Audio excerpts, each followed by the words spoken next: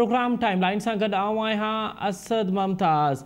Establishment दुरुस्त फ़ैसला न कया तो फ़ौज तबाह थी वेंदी, मुल्क 3 टुकड़नि में विरहाइजी वेंदो ऐं एटमी असासा बि खसिजी वेंदा। हाणे इमरान ख़ान जी जेका इहा स्टेटमेंट आहे उन खां पोइ असां ॾिठोसीं त हुकूमती धुर उन ते सख़्तु तनक़ीद कई आहे। मुल्क जूं सियासी समाजी हल्का जेके आहिनि उहे उनखे सख़्तु तनक़ीद पिया कनि त इमरान ख़ान खे as a party leader in तरह जी स्टेटमेंट न ॾियणु घुरिजे। हाणे इन स्टेटमेंट में मसइलो किथे आहे, अॼु के प्रोग्राम में इन ते ॻाल्हाईंदासीं ऐं ॿियो गॾो गॾु इहो पिणु ॻाल्हाईंदासीं त नेब जे चेयरमैन पंहिंजी चार्ज छॾे ॾिनी आहे।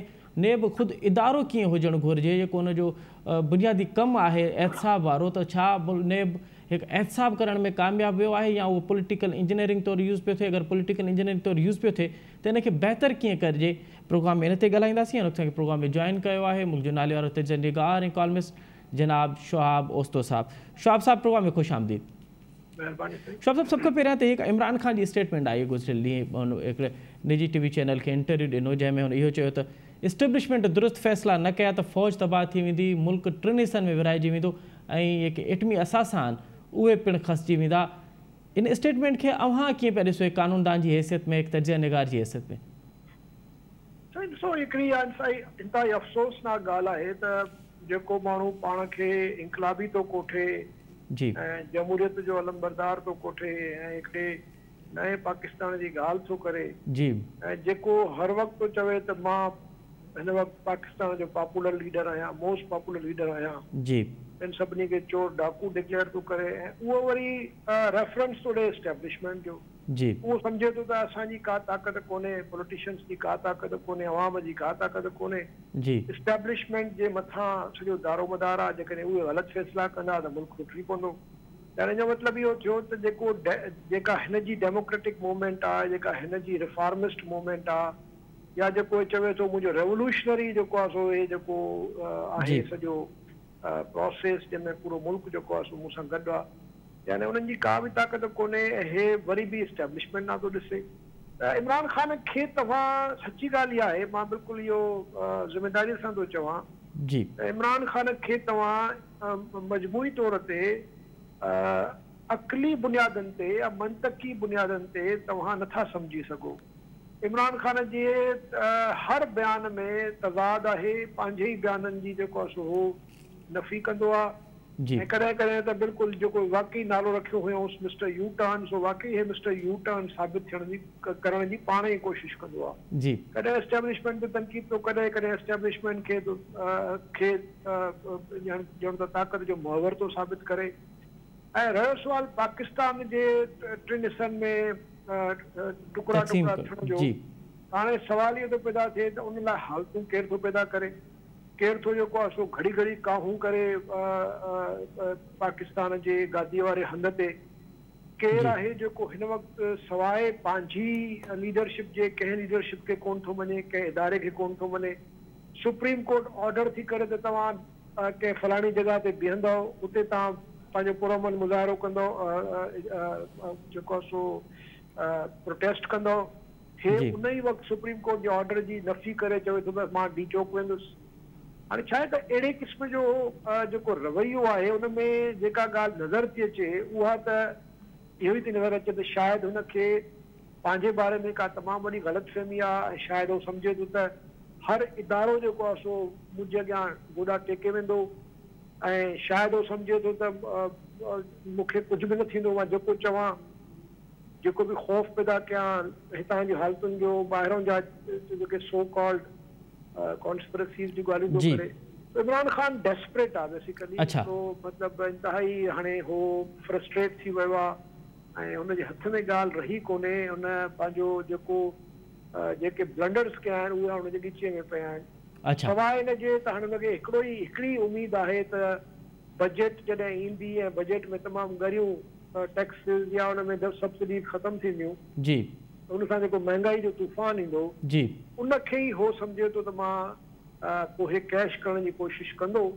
हाणे पोइ ॾिसजे त उहो उन ते बि माण्हू ॿाहिरि निकिरनि था या नथा निकिरनि, पर बसि हिनखे हाणे इहा ई हिकिड़ी उमेद आहे त जॾहिं इहो जून में बजट अनाउंस थींदी ऐं ज़ाहिर आहे बजट में जेको बि IMF जा जेको मुआइदो हिन कयो हुयो वही IMF की शर्तूं जेके आहिनि उनखे मञणियूं पवंदियूं। हाणे पेट्रोल जी क़ीमत सही फर्स्ट ते वधाइणी हुई, उहा न वधाई, उहा वधणी आहे, वरी 3 रुपया ॿिया वधंदी, बिजली जी क़ीमत वधंदी, गैस जी क़ीमत वधंदी। अच्छा शौब साहब हिकु अवां ॻाल्हि पिया कयो त हीअ फ्रस्ट्रेट आहे, त हिन जी फ्रस्ट्रेशन जा बुनियादी सबब कहिड़ा आहिनि? छा इक़्तिदार खां ॿाहिरि रही हिन में फ्रस्ट्रेशन वधी वई आहे हिनखे? छाकाणि त हीअ त चवंदो रहियो आहे त 10 साल हिनखे इक़्तिदार आहे। छा हिन जे टाइम खां पहिरियां ई ॿाहिरि अची विया, उहो हिकिड़ो सबबु आहे? ॾिसो, बुनियादी तौर ते इमरान ख़ान हिकिड़ो को सियासी लीडर न हुयो। इमरान ख़ान खे लॉन्च कयो वियो, एस्टेब्लिशमेंट लॉन्च कयो, असांजे जनरल्स लॉन्च कयो जी, ऐं नवाज़ शरीफ़ खे पंजाब में जेको तमामु घणो ताक़तवर थी वियो नवाज़ शरीफ़, उनखे शइ ॾियण लाइ, उनखे कंहिं तरीक़े सां रोकण लाइ उन्हनि इमरान ख़ान खे लॉन्च कयो। इमरान ख़ान खे इलेक्शन्स खटरायूं। उनखां पोइ जेके कोalition पार्टनर्स हुया, जेके प्रो एस्टेब्लिशमेंट आहिनि, जंहिंमें MQM थी वई, तव्हांजी बाप पार्टी थी वई, या ॿिया जेके इंडिपेंडेंस आहिनि, सभिनी खे कठो करे जी, ऐं वरी जेके पैसे वारा माण्हू हुया उन्हनि खे बि सॼो कठो करे हिनखे मुफ़्त जी हिकिड़ी गवर्नमेंट ठाहे ॾिनऊं। ऐं तव्हां ॾिसो त जॾहिं हिन हुकूमत ठाही त हिनखे हिन वटि टीम ई कोन हुई। ऐं असद उमर जो कुझु वक़्तु रहियो, उनखां पोइ त उहो जेको फाइनेंस मिनिस्टर ईंदो हुयो उहो त रावलपिंडी मां ईंदो हुयो। ऐं उनखां पोइ तव्हां हिकिड़ी अहिड़ी स्टेज अची वई जंहिंमें चीफ ऑफ आर्मी स्टाफ बि जेको आहे इकोनॉमिक जेके कमेटी जा जेके फ़ैसिला हूंदा हुया उनमें चीफ ऑफ आर्मी स्टाफ बि अची वेंदो हुयो, उनखे बल्कि उनजो हिसो बणायो वियो जी। त सॼा मामला त थींदा हुया रावलपिंडी में। जेको हाणे हिन कल्ह बयानु ॾिनो आहे त मूं वटि त को पावर ई कोन हुयो जी, हुकूमत मूं वटि हुई, बख़्तियार ॿियनि वटि हुया जी। हाणे अहिड़े क़िस्म जो माण्हू जेको पाण मञे त मां हिकिड़ो अहिड़ो प्राइम मिनिस्टर हुयुसि जंहिं वटि को अख़्तियार कोन हुयो, त भई तूं पोणा 4 साल पोइ छा पोइ करे? सही थोरो गैरतमंद हुए त तूं इस्तीफ़ा ॾेई छॾियां, तूं चयां त भई या त मूंखे अख़्तियार ॾियो या मां छो मां अहिड़े क़िस्म जी हुकूमत में। हिकिड़ो हे मां सम्झां थो बंडल ऑफ कॉन्ट्राडिक्शंस आहे जी। हिन जी ॻाल्हि ते मुंहिंजो त ख़्याल आहे हाणे शायदि कुझु वक़्त खां पोइ हिन जा फॉलोअर्स बि एतबार न कंदा, छो त कॾहिं कुझु थो चए, कॾहिं कुझु थो चए। मां थोरो घणो कानून जो जेको मूंखे इल्मु आहे, ॼाण आहे, मूं अॼु ताईं कोन ॾिठो आहे अहिड़े क़िस्म जो को पिटीशन जेका फाइल थिए त सुप्रीम कोर्ट खां या इजाज़त वठिजे या सुप्रीम कोर्ट खां इहो ऑर्डर वठिजे त असांखे तव्हां इहो ऑर्डर हुनखे गवर्नमेंट खे ऑर्डर ॾियो त तव्हां पुरअमन जेको आहे एहतिजाज कयूं। भई तव्हां पहिरियों पुरअमन एहतिजाज करण जी तव्हां इजाज़त वठंदा हो एडमिनिस्ट्रेशन खां जी, एडमिनिस्ट्रेशन तव्हांखे इजाज़त न ॾिए त पोइ तव्हां भली कोर्टनि में वञो, या तव्हां इजाज़त मिलण खां पोइ जेकॾहिं एडमिनिस्ट्रेशन तव्हांजा फंडामेंटल राइट्स वायलेट थी करे, तव्हां तशद्दुद थी करे, पोइ तव्हां भली कोर्ट्स में वञो। ऐं शौब साहब कतई कलामी माफ़, ईअं त न आहे त इमरान ख़ान पंहिंजी जेका हुनजी सियासी इहा चाल आहे त सुप्रीम कोर्ट में वञी सुप्रीम कोर्ट जे बाल जेको आहे सुप्रीम कोर्ट जे डी में थो विझणु चाहे, त हाणे सुप्रीम कोर्ट फ़ैसिलो करे त उनखे अॻिते छा खेॾणो आहे? बिल्कुलु सही था चओ तव्हां, बिल्कुलु हुन में कोई शक, छाकाणि त हुनखे ख़बर पइजी वई आहे त गर्मियुनि जी मौसम आहे, पाकिस्तान में हिन वक़्तु तमामु घणी गर्मी आहे पूरे मुल्क में, माण्हू वीचारा पंहिंजे महांगाई ऐं ॿियनि मसइलनि में फाथल आहिनि, पानी कोन्हे मुल्क में, बिजली कोन्हे 12-12 15-15 कलाक जी। हाणे उहे माण्हू कीअं निकिरंदा, ऐं निकिरण खां पोइ माण्हू ॾिसी चुका आहिनि त हिनजो नतीजो छा थो निकिरे जी। उहो त नामुमकिन आहे त माण्हू हिनजी कॉल ते को लखनि जी तइदाद में निकिरंदा ऐं गवर्नमेंट खे केरींदा। सही इन करे हिन वटि हाणे फेस सेविंग लाइ पंहिंजो पाण खे कंहिं तरीक़े सां को हिकिड़ो सेफ पैसेज ॾियण लाइ त भई मां सुप्रीम कोर्ट जे फ़ैसिले जो इंतज़ार थो कयां। हालांकि उहा जेका हिननि पिटीशन दाख़िल कई आहे उहा पिटीशन अञा ताईं जेको एडमिट कोन थी आहे, छाकाणि त उन ते एतिराज़ इहे ई लॻा आहिनि त भई तव्हां वटि जेको फोरम आहे यानी एडमिनिस्ट्रेशन वटि वञो, सही उन्हनि खे इहा एप्लीकेशन ॾियो त भई असांखे फलाणी जॻह ते पीसफुल प्रोटेस्ट करिणो आहे, असांखे इजाज़त ॾियो। जेकॾहिं तव्हांखे एडमिनिस्ट्रेशन इजाज़त ॾिए थी ऐं तव्हां उनजो फ़ाइदो वठी जॾहिं अचो था, हुन ते पोइ तव्हांखे एडमिनिस्ट्रेशन जेकॾहिं तशद्दुद थी करे या को थी करे, पोइ भली तव्हां कोर्टनि में वञो। तो हाणे मां सम्झां थो त हे फसी पियो आहे। ॿियो जेको इमरान ख़ान सां प्रॉब्लम आहे, जंहिं क़िस्म जो हुन नैरेटिव ठाहियो आहे, अमरीका मुखालिफ़ बि आहे, कॾहिं कॾहिं सिधो सो एस्टेब्लिशमेंट जे ख़िलाफ़ बि हिन जा माण्हू जेको ट्रेंड्स था हलाइनि सोशल मीडिया ते, कॾहिं कॾहिं जुडिशरी जे बि ख़िलाफ़ थी थो वञे। हाणे हिन जंहिं क़िस्म जो इहो ख़तरनाक नैरेटिव ठाहियो आहे, यानी anti America, anti establishment, anti मुख़्तलिफ़ इदारा, हाणे उन लाइ त तव्हांखे वाकई हिकिड़ो इनकलाबी क़िस्म जो जेको आहे सो काडर घुरिजे, तव्हांजा फॉलोअर्स वाकई इनकलाबी हुजनि, जेके साम्राज्य दुश्मन जेको आहे सो कुवतनि सां विढ़ण लाइ तयारु थी वञनि। हाणे तव्हां जेकॾहिं नाला खणो हिननि जे लीडरनि जा, जेके ॿिए नंबर जा लीडर्स आहिनि, जंहिंमें वाडा थी वियो या नाला कोन थो खणा, इहे जेके आहिनि इहे सभु उहे ई आहिनि जेके पढ़िया बि अमेरिका में आहिनि, रहिया बि अमेरिका में आहिनि, पैदा बि उते थिया आहिनि। बिल्कुलु सही। इवन तव्हांजो शाह महमूद कुरैशी साहिबु उहो अमेरिका जे ख़िलाफ़ जेको आहे उहो कहिड़ी हद ताईं वेंदो? ठीक है, शहबाज गिल ये खबरूं तो वो स्टिल जो वो अमेरिका जी यूनिवर्सिटी में उनजी मुलाज़मत है। शहबाज गिल या इवन शाह महमूद कुरैशी साहब जो फर्जंद जो अमेरिका में थिंक टैंक में वेठो आहे, वो बिल्कुल सभिनी जो फैमिली उते आहिनि, इन्हनि जा ॿार बच्चा उते आहिनि। ठीक है, हाणे इन्हनि जे थ्रू तव्हां अमेरिका सां जुड़ो था कयो, तव्हां फ़ौज सां जुड़ो था कयो। ठीक है, ख़बर आहे शाह महमूद कुरैशी साहब सदाई जेको आहे आबपारे जी जो इशारनि ते हलंदो आहे। ठीक, तो अहिड़े क़िस्म जे माहौल में तव्हां कीअं था सम्झो? अच्छा शवाब साहब कते कलाम शवाब साहब अॼु हिकिड़ो ॿी बि जेका आहे उहा मुल्की सूरत हाल, जेका सियासी सूरत हाल आहे, उनजो सियासत सां तमामु गहरो तालुक़ु आहे, इन करे मां उनखे सियासी सूरत हाल सां कनेक्ट कयां पियो। नेब जेको इदारो आहे उनजो चेयरमैन अॼु उन इस्तीफ़ा ॾिनी आहे, जस्टिस रिटायर्ड जावेद इक़बाल साहब, पंहिंजी चार्ज छॾी आहे। तो हिकु 4-5 साल रहियो आहे जस्टिस जावेद इक़बाल साहब, उन खां पोइ असां ॾिठोसीं त नेब ते तमामु घणी तनक़ीद थी, ख़ासि करे अपोज़िशन जे तरफ़ां। अवां छा था सम्झो त नेब ख़ुदि हिकु इदारो कीअं हुजणु घुरिजे, ऐं माज़ी में को हुनजो कैरेक्टर रहियो आहे, माज़ी में हुनजी जेका बि कारकर्दगी रही आहे, हाणे मुस्तक़बिल में कीअं हुजणु घुरिजे? नेब हुजणु बि घुरिजे या अवां सम्झो पिया त हिन वक़्तु हुनजी ज़रूरत कोन्हे? ॾिसो, टी दुनिया जे मुल्कनि में जेको करप्शन जो वॾे में वॾो मसइलो आहे, जी त इहा हिकिड़ी सितम ज़रीफ़ी आहे त जेके जिन ते करप्शन जा इल्ज़ाम हूंदा आहिनि, जी कानून साज़ी बि उहे ई कंदा आहिनि, माना गवर्नमेंट बि उन्हनि वटि हूंदी आहे। तव्हां पाकिस्तान जी मिसाल वठो, इवन इंडिया जी हालत बि इहा ई लॻी पई आहे। जी त हाणे असां सां प्रॉब्लम इहो आहे त असां वटि हिकिड़ी धुर ॿी धुर ते करप्शन जा केस ठाहींदी आहे, जी ऐं उन खां पोइ कॾहिं हिकिड़ी धुर गवर्नमेंट में ईंदी आहे त उहा नैब खे जेको आहे सो या अहिड़े क़िस्म जे इदारे खे कमज़ोर करे छॾंदी आहे जी पंहिंजे मुफ़ाद में। वरी जॾहिं ॿी धुर ईंदी आहे त उहो पंहिंजे मुफ़ाद में कंदी आहे। प्रोविंशियल जेके एंटी करप्शन जा डिपार्टमेंट आहिनि, उहे सभ खां वॾा करप्शन जा जेको आहे सो गढ़ बणिजी विया आहिनि। उनजी वजह इहा आहे त उहे इंडिपेंडेंट कोन्हनि के। सही, जेकॾहिं कंहिंजे ख़िलाफ़ केस दाख़िल करणो थो पवे त उहो तव्हांखे चीफ सेक्रेटरी खां इजाज़त थी वठणी पए। चीफ सेक्रेटरी फर्ज़ कयो जेकॾहिं पाण ई करप्ट आहे त पोइ कीअं इजाज़त ॾींदो? ठीक, माना त हुकूमत जेका करप्शन में इन्वॉल्व आहे, जॾहिं उहो एंटी करप्शन जो इदारो हुकूमत जे कंट्रोल में हूंदो त उहो एंटी करप्शन जो रोल कीअं प्ले करे सघंदो, कहिड़ो कमु करे सघंदो? छाकाणि त उहे अमलदार सॼा हुकूमत थी लॻाए, बिल्कुलु सही, उनजी उहो ई माण्हू जिन ते करप्शन जो इल्ज़ाम आहे उहो ई जेको आहे तव्हांजा कामरा था लॻाइनि। नैब जो बि इहो ई हाल थियो त नैब खे मुशर्रफ शुरू में त ॾाढी वॾी जेको आहे हुन दावा कई त मां एंटी करप्शन जे लाइ सभु कुझु कंदुसि, मां मुल्क मां करप्शन ख़तमु कंदुसि, पर बाद में जेको पेट्रोइट ग्रुप ठहियो पीपुल्स पार्टीअ में, तव्हांखे यादि आहे, जी बिल्कुलु, उहो नैब जे थ्रू ठहियो। नैब खे पॉलिटिकल इंजीनियरिंग लाइ इस्तेमालु कयो वियो त जस्टिस बाकर पंहिंजे जजमेंट में लिखियो आहे, जस्टिस खोसा तकरीर में चयो आहे इहो त भई नैब जो जेको इदारो आहे उहो त जनरल इंप्रेशन इहो ई आहे त इहो पॉलिटिकल इंजीनियरिंग लाइ इस्तेमालु थो थिए, ऐं हिन में को शक कोन्हे त इहो पॉलिटिकल इंजीनियरिंग लाइ ई इस्तेमालु थियो आहे। मसलन तव्हां ॾिसो इन सॼे 4.5 सालनि में हिकिड़ो बि केस अहिड़ो कोन्हे जेको पीटीआई जे कंहिं अमलदार पीटीआई जे कंहिं पावरफुल फिगर जे ख़िलाफ़ थियो हुजे। हिकु बि जेको अलीम ख़ान वग़ैरह जे ख़िलाफ़ थियो उहो बि तॾहिं थियो जो अलीम ख़ान ऐं इमरान ख़ान जे विच में इख़्तिलाफ़ पैदा थिया, या अलीम ख़ान खे इमरान ख़ान को बिल्कुलु सही पाण चाहे थो त हुनखे सीन तां हटाए ॾे। बिल्कुल सही, तो इनजे करे या वरी जेके अपोजिशन जी जेके गिरफ़्तारियूं थियूं के नेब कयूं, उहे नेब साबित कोन करे सघियो, जेके उन्हनि ते इल्ज़ाम हणिया जेके गिरफ़्तारियूं थियूं नेब जी कस्टडी में आयूं, पोइ केस हलिया पोइ साबित कोन थी सघियो।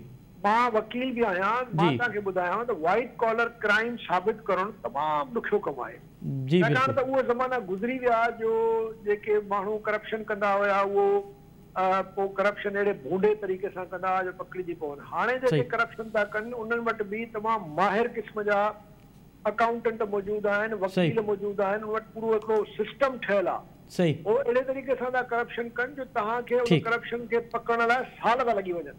ठीक है, जेकर तव्हां ॾिसो त पीपुल्स पार्टी जे अंदरि केॾी करप्शन आहे, पीएमएलएन जे बिल्कुल सही सियासी पार्टियुनि जे अंदरि बिल्कुल सही पिया चओ, माण्हू ॿुधायो जेके सज़ा आई हुजे। बिल्कुल सही शवाब साहब, अवां सही पिया चओ त ये हिन वक़्तु जेके सियासी पार्टियुनि जे अंदरि करप्शन आहे या इदारनि जे अंदरि जेका करप्शन आहे उहा कंहिंखां लिकियलु छिपियलु न आहे ऐं नेब हिन वक़्तु ताईं उन जेको पॉलिटिकल इंजीनियरिंग जेका थी आहे उहा बि माना उन में को शक ऐं शुबो न आहे। वॾी महिरबानी शोहाब उस्तो साहिबु, अमां तफ़सीली तौर ते इमरान ख़ान जी स्टेटमेंट पॉलिटिकल सियासी जेको मुल्की सियासी सूरत हाल आहे उन ते ऐं नेब जे हवाले सां पंहिंजो तजियो ॾिनो। नाज़रीन हिते वठूं था नंढी साई प्रोग्राम में साई खां पोइ वरी ॿीहर हाज़िर थींदासीं।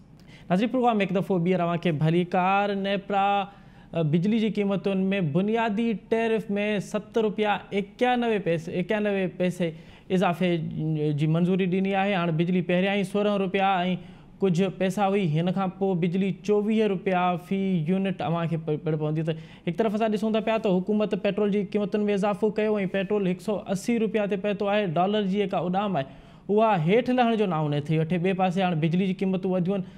टी ख़बर इहा आहे त हुकूमत हाणे गैस जी क़ीमतुनि में बि 100% वधाइण इतलाउ आहे 100% वधाइण जो फ़ैसिलो कयो आहे। अहिड़ी तमामु तर सूरत हाल में मुल्क जी इकोनॉमी कीअं हलंदी, मुल्क में जेको ॾिहाड़ीदार माण्हू आहे उहो कीअं गुज़र सफ़र कंदो, जेको वाइट कॉलर माण्हू आहे, मिडिल क्लास माण्हू आहे, उनजो गुज़र सफ़र कीअं थींदो। ऐं बिजली जी जेका 300 यूनिट वारी जेका स्कीम आहे त 300 यूनिट खां पोइ जॾहिं वधीक बिजली इस्तेमालु कंदो तव्हांजो बिल वधी वेंदो।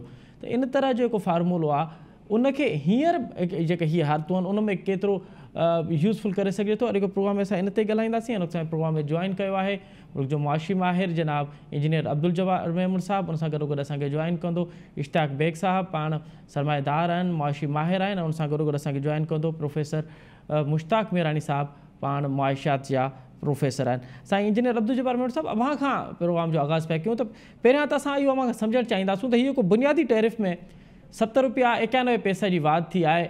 बुनियादी टैरिफ ऐं फ्यूल एडजस्टमेंट जी जेका रक़म वधाइबी आहे उन में बुनियादी फ़र्क़ु कहिड़ो आहे? फ्यूल एडजस्टमेंट सरचार्जिस जेके आहिनि से फ्यूल एडजस्टमेंट जेका आहे सा हर महीने जे जेको बि ऑयल या गैस जे प्राइस में फ़र्क़ु ईंदो आहे जी। गैस जी प्राइसिस जेके आहिनि से ॿियनि क़िस्म जूं आहिनि। हिकिड़ी त सुई सदर्न गैस, सुई नॉर्दर्न जेके आहिनि से तक़रीबन साल ताईं उहे जेके आहिनि से पंहिंजो टैरिफ डिटरमिन कराईंदियूं पर विच में कराईंदियूं रहंदियूं आहिनि जेकॾहिं ज़रूरत पए। पर जेका RLN जी आहे जेका इम्पोर्ट थिए थी उहा जेको आहे सो हर हफ़्ते, हर रोज़, हर महीने उनजी क़ीमत जेका आहे सा उन में फ़र्क़ु ईंदो आहे। हाणे फ्यूल एडजस्टमेंट सरचार्जिस जा जेके आहिनि से 2 पासा आहिनि। हिकिड़ो त ऑयल प्राइसिस में जेका चेंज अचे थी ऐं जेका कंपनी ऑयल सां का बिजली ठाहे थी या ऑयल ऐं गैस सां गॾियल बिजली ठाहे थी त उहा 2 क़िस्म जा फ्यूल सरचार्जिस जेके आहिनि से क्लेम करे थी। उनखे एवरेजिंग कयो वेंदो आहे जेके फ्यूल एडजस्टमेंट चयो थो वञे। इहे हर महीने वरिता वेंदा आहिनि। फॉर एग्ज़ाम्पल थोरी देरि लाइ असां इहो चऊं त अप्रैल जी जेका फ्यूल एडजस्टमेंट सरचार्जिस आहिनि पाकिस्तान जे जेके 12 डिस्को कंपनीज़ आहिनि उन्हनि जे लाइ तक़रीबन 4 रुपया जेका आहे सा उहा ॾिनी वई आहे। के इलेक्ट्रिक खे साॻी जेका आहे सा अप्रैल जे महीने जे लाइ तक़रीबन 5 रुपए ताईं ॾिनी वई आहे। हाणे फ्यूल एडजस्टमेंट सरचार्जिस रुॻो इहे 4 रुपया 5 रुपया न आहिनि पर इन में 25% जेको आहे सो असांखे वाधारो करणु खपे। छाकाणि त इन्हनि फ्यूल एडजस्टमेंट सरचार्जिस ते तव्हांखे GST भरणी आहे, इनकम टैक्स जो कंपोनेंट बि अचे थो ऐं ॿियूं जेके बि टैक्सिस आहिनि उहे अचनि थियूं। तक़रीबन इहो सम्झो त जेको फिगर तव्हां ॿुधो था उहो 4 रुपया न आहे बल्कि 5 रुपया आहे। जेका 5 ॿुधो था उहो 5 न आहे बल्कि 6 रुपया ऐं कुझु पैसा आहे। हाणे इहा त ॻाल्हि थी क्लियर। हाणे तव्हां जेका ॿी ॻाल्हि पुछी आहे बेस लाइन छा आहे? बेस लाइन इहा आहे त जेका बि इलेक्ट्रिकल कंजम्पशन आहे ॿ हिसा हूंदा आहिनि। हिकिड़े खे चयो वेंदो आहे ऑफ पीक अवर्स जेको शाम जो जेको आहे सो 6 ऐं 10 जे विच में जेका बिजली आहे उनखे अक्सर पीक अवर्स तौरु शनाख़्त कयो वेंदो आहे। उन जी क़ीमत जेका आहे सा ऑफ पीक खां वधियल हूंदी आहे। हिन वक़्तु पाकिस्तान में तक़रीबन हिकिड़ो एवरेज जेकॾहिं मां ॻाल्हायां थो मुख़्तलिफ़ डिस्कोस या ॻाल्हि कयूं त उते 16 रुपया जेका आहे सा आहे ऑफ पीक ऐं 22 रुपया आहे जेका आहे सा पीक अवर्स। हाणे इन में जेकॾहिं असां 8 रुपया वधाईंदासीं त मां तव्हांखे हींअर लिखी थो ॾियां, मां इहो ई वेठो कंप्यूटर ते हींअर कमु कयो। इहे 8 रुपया इहे आहिनि 10 रुपया। हाणे 10 रुपयनि खां अलावा जेको ॿियो हिकिड़ो इम्पैक्ट ईंदो इहो आहे त मां इहो कैलकुलेट करण जी कोशिशि पे कई त ॿियो इम्पैक्ट छा आहे। जेकॾहिं हिकिड़ो माण्हू ऑफ पीक जेको आहे सिर्फ़ु इस्तेमालु करे थो 6 बजे ताईं कमुकारु कयईं ख़तमु थियो। हाणे जेकॾहिं ऑफ पीक में उन ते जेका लोडिंग ईंदी जेको बि कमु अॼु करे वेठो जेतिरा बि यूनिट हो मसरफ़ करे वेठो उन ते तक़रीबन 50% जेको आहे सो उन जे बिजली जे बिलनि में वाधारो थींदो। ऐं जेकॾहिं हू पीक अवर्स में कुझु कमु करे थो त पीक अवर्स में 36% जेको आहे सो वाधारो थींदो।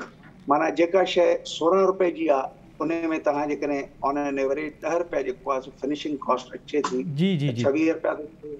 ऐं अहिड़ी तरीक़े सां जेको आहे सो तव्हां यानी ॿिए पासे जेको आहे सो 22 रुपए खे 31-32 रुपया ॾिसो था। त पाकिस्तान में जेकॾहिं इन क़िस्म जे हालात जेके असां ॾिसूं वेठा जेकॾहिं बरक़रार रहंदा त जेका इंडस्ट्रियल कॉम्पिटिटिवनेस आहे उहा मुतासिर थींदी। कमर्शियल एक्टिविटीज़ जेके आहिनि से उहे बि इन क़िस्म जो मिलकियल वाधारो इन वन गो जेके चइजे त बर्दाश्त करण जी सकत न रखंदियूं। हिकिड़े पासे फ्यूल एडजस्टमेंट चार्जिस त कंटिन्यू रहंदियूं, पर कंटिन्यूटी खां अलावा जेके प्रोजेक्शन्स ऐं प्रिडिक्शन्स आहिनि उन में इहो वाधारो हलंदो रहंदो। इहा हक़ीक़त आहे त जेकॾहिं ऑयल जूं प्राइसिस किरंदियूं त जेको आहे फ्यूल एडजस्टमेंट चार्जिस जेके अॼु 5 रुपया ऐं 6 रुपए था पुठियां था वञनि उन्हनि में घटिताई ज़रूरु ईंदी, पर ट्रेंड ऐं प्रोजेक्शन जेके आहिनि से उन जे मुख़ालिफ़ जहत में पिया था हलनि। आईंदा जेको आहे अच्छा इंजीनियर साहब कते कलामी माफ़ मां ॿ टे ॻाल्हियूं अवां खां जेका अवां ॻाल्हि कई आहे उन मां मूंखे सम्झणु चाहींदुसि। हिकु तव्हां जेको चओ पिया हीअ को 8 रुपया उन्हनि वधाई आहे, 7 रुपया कंहिं पैसा दरहक़ीक़त 10 रुपया आहे, 10 रुपए ताईं वेंदी। ऐं ॿी ॻाल्हि पीक आवर्स ऐं जेके अवां चओ पिया त वीक आवर्स उहे कहिड़ा कहिड़ा आहिनि, उनजो टाइम कहिड़ो आहे, उनजा रेट्स कहिड़ा आहिनि? ॾिसो हाणे जेसिताईं पाकिस्तान में जेको आहे सो ही शाम जो 6 बजे ताईं जी सर चवंदा आहिनि त हिनखे जेको सो हिकिड़े उन रेट ते ॾिनो वञे जंहिंजे ऐं उन खां पोइ जे रेट में तक़रीबन जेको आहे सो इहो सम्झो त 6 रुपयनि जो फ़र्क़ु हूंदो आहे। 16 रुपए में जेको उहा बिजली मुहैया कई थी वञे त उन्हनि 6 कलाकनि में उन बिजली जी क़ीमत जेका आहे सा 22 रुपया रहंदी, माना 6 रुपए जी डिफरेंस सां रहंदी। ऐं अक्सर जेके कमर्शियल हंधनि ते जिते इन क़िस्म जो पीक ऐं ऑफ पीक जो मीटर सहूलियत आहे ऐं इंडस्ट्रियल में त आहे इहा हिकिड़ी बिल्कुलु मैंडेटरी लाज़मी आहे त उन्हनि जा यूनिट जेके आहिनि से 2 क़िस्म जा यूनिट्स हूंदा आहिनि। हिकिड़े 6 बजे वारा यूनिट, 6 खां 10 वारा यूनिट्स अलॻि हूंदा आहिनि। हाणे इन सॼे जोड़ में इंडस्ट्रियल कॉस्ट जेका आहे सा बि वधंदी, कमर्शियल यूज़ेज जेका आहे सा थोरी देरि लाइ असां चऊं त कमर्शियल यूज़ेज में बि इहो जेको बेस टैरिफ आहे 8 रुपया न 10 रुपया वधंदो। फ्यूल एडजस्टमेंट सभिनी खे भरणी आहे। इन्हनि सभिनी जे मथां जेका बि थोरी देरि लाइ ज़हन में रखो त जेका बि इंक्रीमेंट आहे 8 रुपया आहे, फ्यूल एडजस्टमेंट जी 4 रुपया आहे, उन ते 17% सेल्स टैक्स थो लॻे ऐं 17% सेल्स टैक्स लॻण खां पोइ उन जे मिलियल रक़म ते वरी 5% इनकम टैक्स बि लॻे थो। सही। ऐं उन खां अलावा ॿियूं काफ़ी क़िस्म जूं जेके शयूं आहिनि जेके पाकिस्तान में अञा हलनि थियूं, हैरान कुन ॻाल्हि इहा आहे त तव्हांजे टाइम टीवीअ ते को टैक्स कोन्हे, पर जेकॾहिं PTV ते अञा जेको आहे सो माण्हू टैक्स पे था ॾियनि। सो इहे इन क़िस्म जे एक्यूमुलेशन में इहे जेके अंग अखर ॿुधाए था वञनि इन्हनि जी असली जेका आहे सा कैलकुलेशन खे ॾिसण जी ज़रूरत आहे। हाणे थोरी देरि लाइ ॿियो हिकिड़ी ॻाल्हि कयूं जी सर। इहो जेको आहे इहो जेको फ्यूल एडजस्टमेंट चार्जिस तमामु जेके डिस्ट्रीब्यूशन कंपनीज़ आहिनि, सिर्फ़ु मां महीने जी थो ॻाल्हि कयां, अप्रैल महीने में उन्हनि खे 60 अरब रुपया वाधू पैसा ॾियणा पवंदा। कराची इलेक्ट्रिक सप्लाई जेका आहे सा कंज्यूमर्स खां 8 अरब रुपया मज़ीद चार्ज कंदी। त इन मां तव्हां अंदाज़ो लॻाए, सिर्फ़ु मां ॻाल्हि थो कयां महीने जी, कि महीने में 8 अरब रुपया रुगो कराची इलेक्ट्रिक सप्लाई कंज्यूमर्स खां वाधू चार्ज कंदी ऐं 60 अरब रुपया जेके आहिनि से ॿियूं जेके असांजी डिस्ट्रीब्यूशन कंपनियूं आहिनि उहे माण्हुनि खां चार्ज कंदियूं। इन्हनि खे तव्हां जेके 12 सां मल्टीप्लाई कयो ऑन एवरेज त तव्हांखे इहे पैसा जेके आहिनि से 800 ऐं 900 अरब रुपयनि ताईं मिलनि था। बिल्कुलु सही। इहा तमामु वॾी रक़म आहे जेका मुंहिंजे पंहिंजे ख़्याल में का एॾी प्रॉफिटेबिलिटी माण्हुनि जी कोन वधी आहे त उहे 50% ऑफ पीक अवर्स में वधीक चार्जिस जा मुतहमिल थियनि ऐं 36% वधीक मुतहमिल थियनि पीक अवर्स जा। मुंहिंजो ख़्याल आहे जेकॾहिं इनखे कंसोलिडेट कयूं त इहो हिकिड़ो मुंहिंजो ख़्याल आहे हिकिड़ो इंडस्ट्रियल डिसास्टर आहे। कमर्शियल एक्टिविटीज़ खे मुतासिर करण वारियूं ॻाल्हियूं आहिनि। उहे माण्हू जेके अपर मिडिल क्लास ऐं मिडिल क्लास आहिनि, मुंहिंजे पंहिंजे ख़्याल में उन्हनि खे थर्मामीटर पाण सां गॾु रखी करे जेको आहे AC हलाइणो ऐं पंखो हलाइणो अच्छा इंजीनियर साहब, हाँ हिकिड़ी ॻाल्हि कई पई वञे त हीउ जेको कुझु थिए पियो, मिसाल पेट्रोल जी क़ीमतूं वधायूं, उहो सब्सिडी ख़तमु कयूं, जेको हुकुम हो IMF जो, ऐं हींअर बि इहे को बिजली जी क़ीमतूं वधाइनि था पिया, इहो बि हुकुम आहे IMF जो, त फौरी तौर ते सब्सिडी ख़तमु कयो। हिन वक़्तु हुकूमत सब्सिडी ॾे केतिरे थी, बिजली में केतिरी सब्सिडी थी ॾे, ऐं अगरि इहा सब्सिडी ख़तमु थींदी त पोइ अल्टरनेट छा आहे? ॾिसो ॻाल्हि दरअसल इहा आहे त हुकूमत वटि अल्टरनेट अवेलेबल आहिनि। मां पॉलिटिकल इकोनॉमी ऑफ एनर्जी में 10 साल रिसर्च कई आहे। अञा मां सस्टेनेबल डेवलपमेंट पॉलिसी इंस्टीट्यूट जो गवर्नर आहियां। पॉलिटिकल इकोनॉमी ऑफ एनर्जी खे असां न फ़क़ति पढ़ंदा रहिया आहियूं, प्राइम मिनिस्टर लेवल ते बि असां सजेशन्स मोकिलियूं आहिनि। थोरी देरि लाइ मां तव्हांखे के इलेक्ट्रिक खां शुरू कयां। के इलेक्ट्रिक वटि 2 पावर प्लांट्स आहिनि जितां उहो बिजली वठे थी, जेको हिकिड़ो बिन क़ासिम आहे, हिकिड़ो गुल अहमद आहे, हिकिड़ो संदसि पुराणो प्लांट आहे।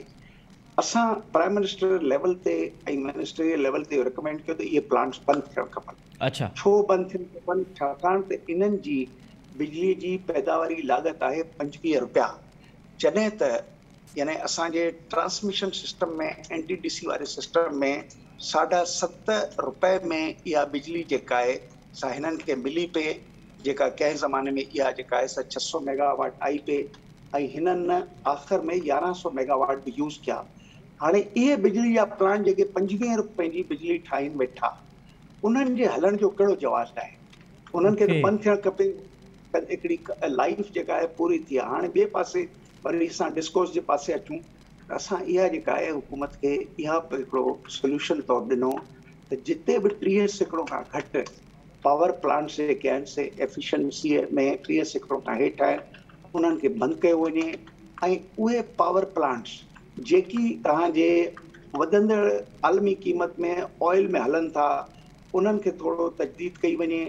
ऐं जेके गैस जेका आहे असां मुक़ामी गैस ते हलनि वेठा, जीअं कादरपुर वग़ैरह में उते लो बीटी, उते असां पोइ ॾिसूं था त कुझु फर्टिलाइज़र्स ऐं ॿियूं शयूं हलनि वेठियूं, त इहे सॼी जेका अर्थमेटिक आहे जोड़ चुक असां सरकार खे कई मटका ॾेई चुका आहियूं, पर उन ते अमल इन करे नथो थिए त जेके माण्हू वेठा आहिनि, इमरान ख़ान सां गॾु जेके माण्हू वेठा उहे पाण पावर प्रोड्यूसर आहे। बिल्कुलु सही,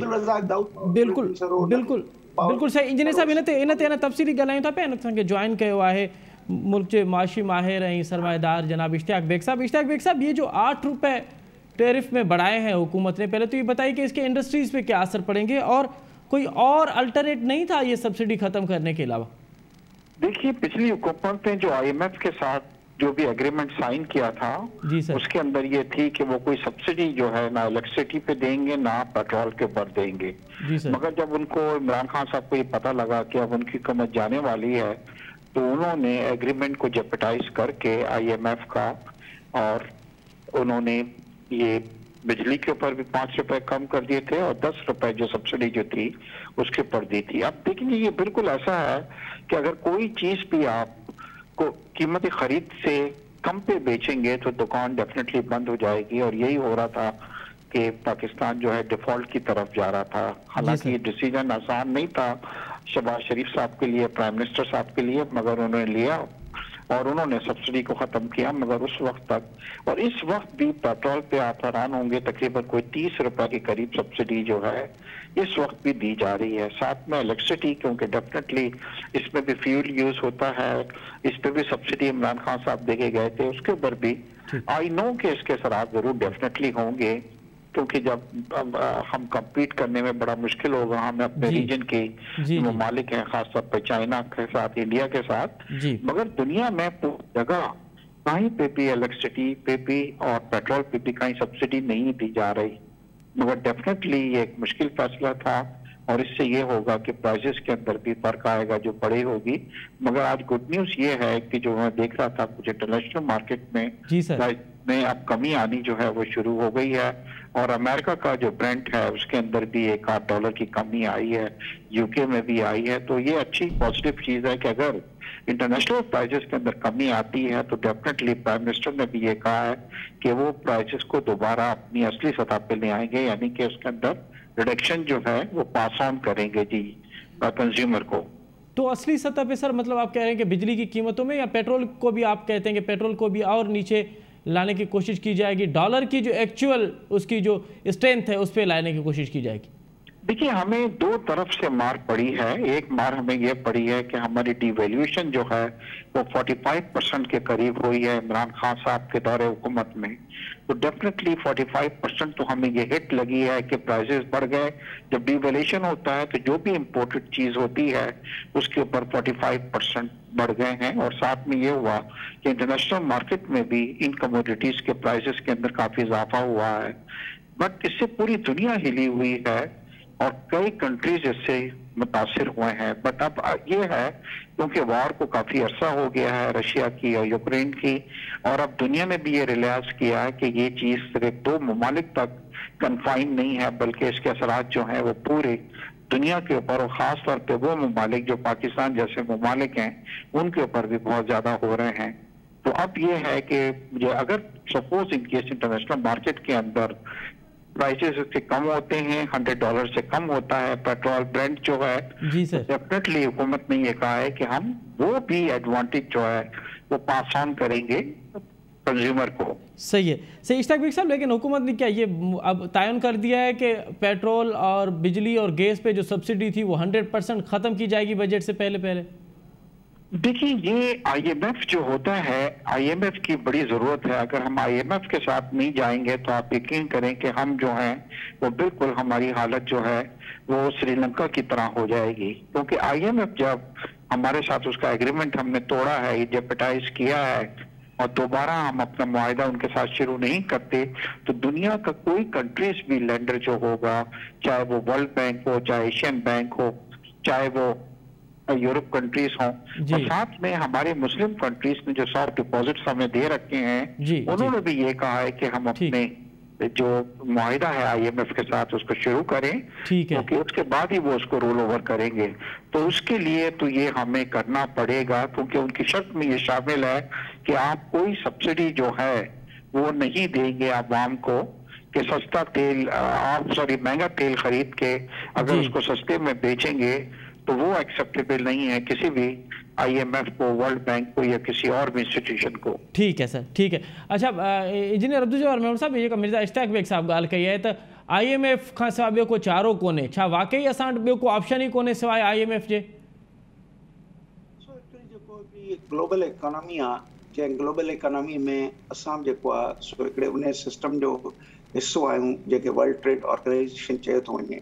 हिन ग्लोबल इकोनॉमी में जेके भी डेवलपिंग मुल्क आहिनि, ख़ासि करे पाकिस्तान, उन्हनि जो इन्हिसार IMF ते इन करे रहियो आहे जो पाकिस्तान कॾहिं बि ख़ुदि इन्हिसारीअ ते कमु न कयो आहे। पाकिस्तान जूं सभु हुकूमतूं, हिकिड़ी हुकूमत सॼो सभु हुकूमतूं जेके आहिनि से हिकिड़ो इकोनॉमिक मैनेजमेंट जे हवाले सां तमामु उन्हनि बुरो परफॉर्म कयो आहे।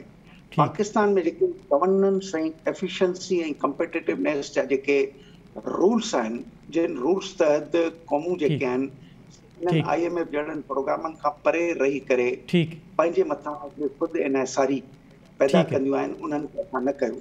हाणे असांजी मजबूरी IMF इन करे थी आहे जो IMF मां त सभु आउटलुक रिपोर्ट्स में 10 सालनि जे IMF में इहो वेठो ॾिसां त IMF पाकिस्तान जे प्रोग्रामनि खे जॾहिं विच वारे हंधि असां छॾे भॼी था वञूं, कॾहिं पूरो कयूं था, त IMF इहो थी लिखे त पाकिस्तान में रिफॉर्म्स कोन थी सघिया। पाकिस्तान में स्ट्रक्चरल जेके वीकनेसेस आहिनि सिस्टम में, उहे न कयूं वयूं। छा IMF जो जेको आहे सो लाज़मी तौर ते मां त चवंदुसि छा इहा जवाबदारी कोन्हे असांखे जेको आहे रुगो पैसा ॾेई करे ऐं जेको आहे सो असांखे पॉलिटिकल हिकिड़ी डिक्टेशंस जे ताबे कनि, जंहिंमें ग्लोबल फोर्सिस बि आहिनि। यूनाइटेड स्टेट्स जो तमामु वॾो जेको आहे सम्झो शेयर होल्डर अथव IMF जो। हिन वक़्तु यूनाइटेड स्टेट्स जी जेका पोज़ीशन आहे, मुंहिंजे पंहिंजे ख़्याल में हिन हुकूमत लाइ वधीक जेका आहे सा हिकिड़ो मुनासिब हुअणु खपे। चओ पिया हिन वक़्तु उहो वधीक मुनासिब हुजणु घुरिजे, छाकाणि त मुल्क जी जेका इंटरनेशनल पॉलिटिक्स आहे उहा बि तब्दील पई थिए। साईं मुश्ताक मीरानी साहब, हाणे बहस पियो हले त IMF खां सवाइ ॿियो को चारो आहे या कोन्हे, सिर्फ़ु IMF छो? ऐं IMF जॾहिं हुकुम थो जारी करे त सब्सिडी ख़तमु कयो, त ॿियो को ऑप्शन आहे असांजे हुकुमराननि वटि? ॾिसो, पहिरीं ॻाल्हि आहे त IMF लाइ पाकिस्तान इन जे करे थो वञे त हुनजो जेको इंट्रस्ट रेट आहे उहो घटि आहे, जेको वॉल्यूम ऑफ द मनी आहे उहो सिर्फ़ु IMF ई जेको ॾेई सघे थो, ॿियो को बि डोनर या ॿियो पैसो नथी ॾेई सघे, छाकाणि त उन्हनि खे हमेशह ख़तरो हूंदो आहे त इहे रीपेमेंट न कंदा। उहो आहे जी सर। हाणे जेकॾहिं अॼु पाण जेको डिस्कस कयोसीं इलेक्ट्रिसिटी जे हवाले सां, जी सर प्लीज़, इहो सॼो पॉलिटिकल आहे। तव्हांखे थोरो मां ॿुधायां, 1980s में जेको आहे सो जेको कोयलो इहो डिस्कवर थियो पंहिंजे हिन में थर में, उन वक़्तु उहे कोयले ते जेकॾहिं पावर प्लांट्स लॻनि हा त असांखे तमामु फ़ाइदो बि हुजे हा, असां पैसा बि IMF सां न वठूं हा, इहे सभु कुझु। उन खां ॿियो तव्हांखे हैरानी थींदी त अधु सिंध हैदराबाद खां वठी हाला खां वठी वेंदे कोस्ट ताईं जेको आहे इन में असांखे विंड पावर जो तमामु आहे, जंहिंमें 40,000 मेगावाट असां प्रोड्यूस करे सघूं था। उहो छो न पियो उन वक़्तु कयो वञे, छाकाणि तव्हांखे ॿुधायां त हर शइ हिन वक़्तु पॉलिटिक्स आहे। छाकाणि त इन जेको ऑयल ऐं जेको इम्पोर्ट जेके लॉबीज़ आहिनि पाकिस्तान में, उहे कॾहिं बि नथियूं चाहिनि त रिन्यूएबल एनर्जी रिसोर्सिस यूज़ कनि, जंहिंमें तव्हांजो कोयलो पंहिंजो थी थो वञे, उन खां पोइ इहे विंड पावर अची सघे थो, हवा जे थ्रू जेको बिजली थिए, उन खां पोइ सोलर लॻी सघे थो, उहो नथो अचे। हिन वक़्तु कहिड़ा बि इहो ज़हन में रखो, पॉलिटिकल इकोनॉमी कहिड़ी बि हुकूमत अचे, उहे जेके लॉबीज़ आहिनि, जेके माफ़ियाज़ आहिनि, उन्हनि जे अंदरि हू ग़ुलाम आहिनि, छाकाणि उहे ई हुननि खे पैसा था ॾियनि इलेक्शन खटाइण लाइ।